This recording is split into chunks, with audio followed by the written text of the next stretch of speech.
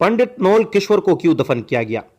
इसकी चिता पर कई टैन घी के डाले गए थे, लेकिन चिता आग नहीं पकड़ रही थी। वो कोई आम हिंदू नहीं था, इंडिया का बहुत बड़ा नाम था। इसलिए उसकी चिता को आग न लगने वाले वाक़े की खबर मिनटों में पूरी इंडिया में फैल गई।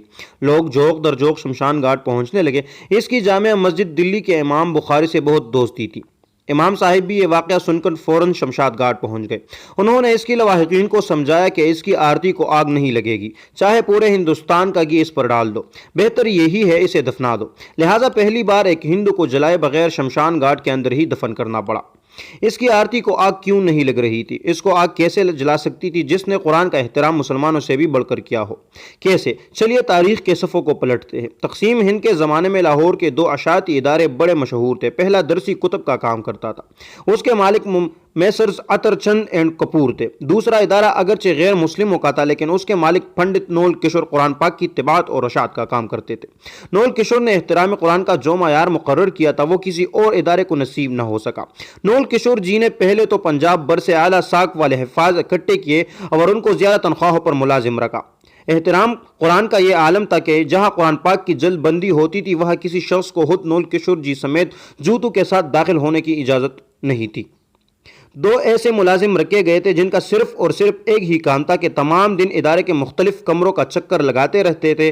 कहीं कोई कागज़ का ऐसा टुकड़ा जिस पर कुरानी आयात लिखी होती, इसको इंतहाई इज्जत व एहतराम से उठाकर बोरियों में जमा करते रहते, फिर उन बोरियों को एहतराम के साथ ज़मीन में दफन किया। वक्त गुजरता रहा, तिबात और इशाअत का काम जारी रहा। फिर बड़ी सगीर के तकसीम हुई, मुसलमान हिंदू और सिख नकल मकानी करने लगे। नौल किशोर जी भी लाहौर से तुर्क सुकून करके नई दिल्ली इंडिया में चले गए।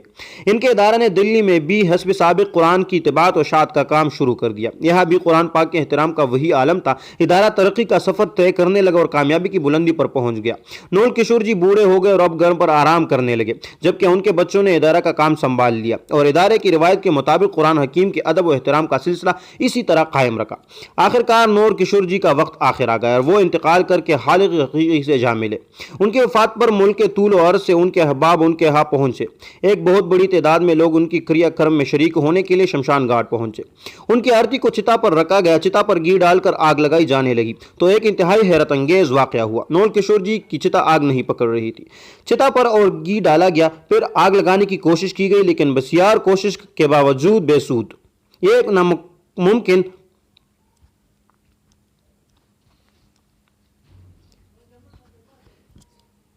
नामुमकिन और नाकाबिल यकीन वाक़या था। पहले कभी ऐसा नहीं हुआ था। लम्हों में खबर पूरे शहर में फैल गई कि नौल किशोर जी की आरती आग नहीं पकड़ रही।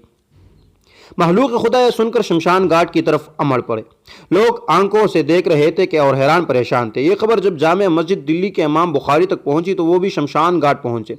नौल किशोर जी इनके बहुत करीबी दोस्त थे और वो इनके इख्तिराम कुरान की आदत से अच्छी तरह वाकिफ थे। इमाम साहिब ने पंडित जी को मुखातिब करते हुए कहा कि आप सबकी चिता जलाने की कोशिश कभी कामयाब नहीं हो पाएगी। इस शख्स ने अल्लाह की सच्ची किताब की उम्र भर जिस तरह खिदमत की है, जैसे इख्तिराम किया है, उसकी वजह से उसका चिता को आग लगना ही नामुमकिन है, चाहे आप पूरे हिंदुस्तान का तेल घी चिता पर डाल दे। इसलिए बेहतर है कि इनको इज्जत और एहतराम के साथ दफना दीजिए। चुनांचा इमाम साहब की बात पर अमल करते हुए नौल किशोर जी को शमशान घाट में ही दफना दिया गया। यह तारीख का पहला वाक़या था कि किसी हिंदू की चिता को आग न लगने की वजह से शमशान घाट में ही दफना दिया गया। ये वीडियो रिकॉर्ड करते वक्त मेरा जहन बहुत कुछ सोच रहा है। मैं सोच रहा हूँ दूसरे ममालिक के कुछ गैर मुस्लिम इस्लाम दुश्मनी में इस अजीम किताब को नज़र आतिश करके समझते हैं कि बहुत बड़ा काम कर दिया। हालांकि ऐसी हरकत से सिवाय नफरत के और कुछ भी हासिल नहीं होने वाला होता। मैं नहीं जानता इस हिंदू का आखिरत में क्या अंजाम होगा, लेकिन इतना जान गया हूँ कि दुनिया में इसको आग लगाना नामुमकिन हो गया था। क्या आखिरत में आग इसके सामने बेबस हो जाएगी? मैं ये भी सोच रहा हूँ एक हिंदू एहतराम कानून में इस दुनिया की आग से महफूज रहा। हम इस किताब पर ईमान लाने वाले अगर इसकी सही कदर करेंगे तो ये आग हमें जहन्नुम की आग से क्यों नहीं बचा पाएगी। इंशाअल्लाह मेरा ईमान है ज़रूर बचाएगी। इस्लामी वाक़यात और कहानियों के शौकीन अफराद से गुजारिश है कि हमारे चैनल को सब्सक्राइब करें और ऐसे ही मज़ीद मालूमाती वीडियोज़ आप तक पहुँचते रहेगी।